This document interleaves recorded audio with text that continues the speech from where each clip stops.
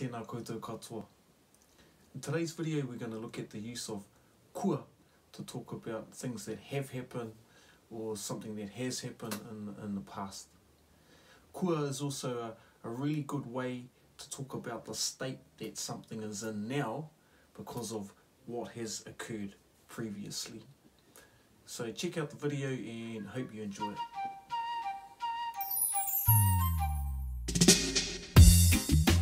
Kua tahuna te ahi, kei te wera haere ngā kōhatu.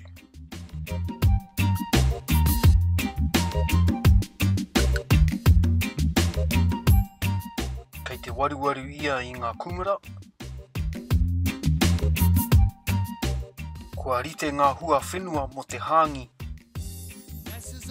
Kua tapahia ngā paukena. Kua waruwaru tia ngā riwai.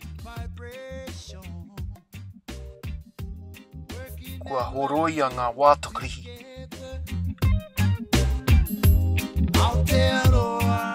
Kei te whakaritea ngā pūrini e nene. Land of the long white cloud, oh Maui. We the people love to sing and dance. Kua rite I naia nei ngā pūrini mo te hāngi. Our homeward bound, it keeps our love alive. Kua rite ngā miti mo te hāngi. Kua rite ngā hua whenua. Kua rite ngā kai katoa.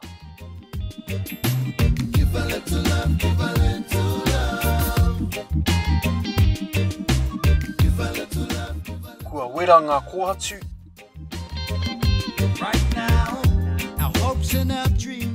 Kua aku na te rua. Patua papa. For our children and their children to live and be happy eternally.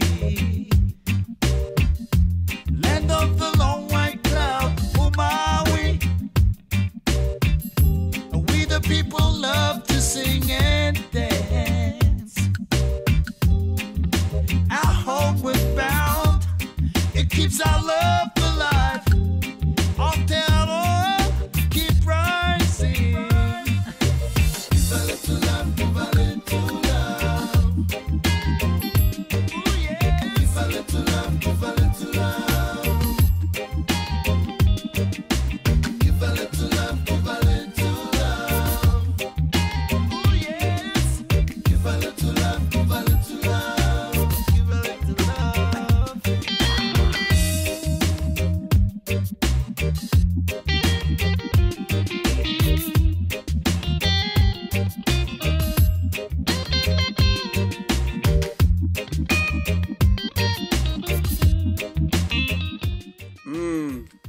Kua māua te hāngi.